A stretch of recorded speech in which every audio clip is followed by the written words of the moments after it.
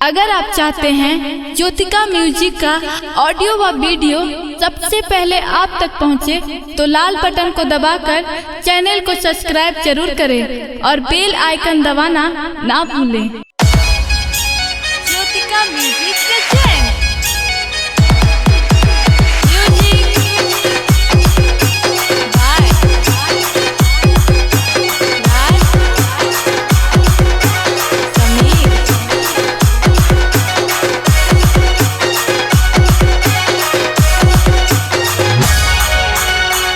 नगरिया के अगुआ रे छौड़ा, कौना नगरिया के दुल्हा रे, कौना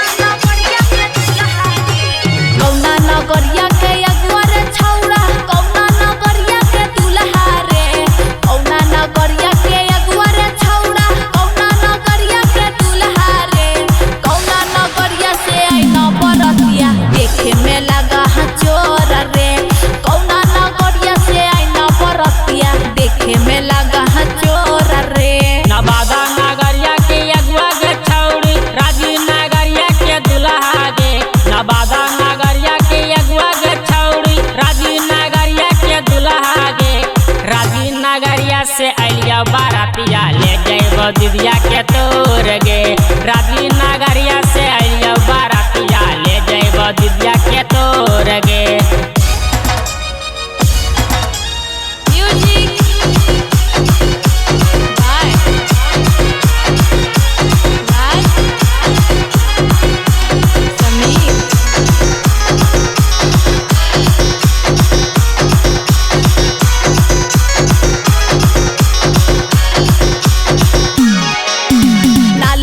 चूड़ी ना मंगटी का नाले ना लहंगा चढ़िया रे, नाले ना चूड़ी ना मंगटी का नाले ना लहंगा चढ़िया रे, नाले ना चूड़ी ना मंगटी का नाले ना लहंगा चढ़िया रे, ना घोड़ा गाड़ी ना बैंड बाजा चले ना खाली हाथ रे, ना घोड़ा गाड़ी ना बैंड बाजा चले ना खाली हाथ रे। एते ही बढ़ के बोलाई छौड़ लगई भैया के साली गे, एते ही बढ़ के बोलाई छौड़ लगई भैया के साली गे, तोरे पहमता डीजे बजाइब तोरा नचाइब साथे गे, तोरे पहमता डीजे बजाइब तोरा नचाइब साथे गे।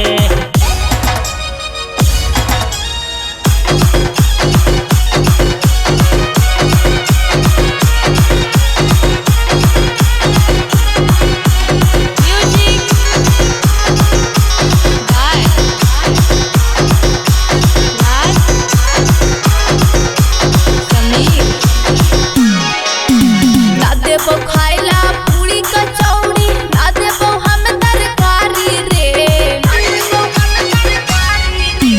ना देबो खाइला पूरी कचौड़ी ना देबो हम तरकारी रे, ना देबो खाइला पूरी कचौड़ी ना देबो हम तरकारी रे, ना देबो बिस्तर सुतेला छौड़ा रखबो तोरा जगा के रे, ना देबो बिस्तर सुतेला छौड़ा रखबो तोरा जगा के रे। नाम हमार मुकेश मांझी करब धूम धड़ाका गे, नाम हमार मुकेश मांझी करब धूम धड़ाका गे, तोरा दीदिया के साथे कीर्ति ले जइबो तोरा उठा के गे, तोरा दीदिया के साथे कीर्ति ले जइबो तोरा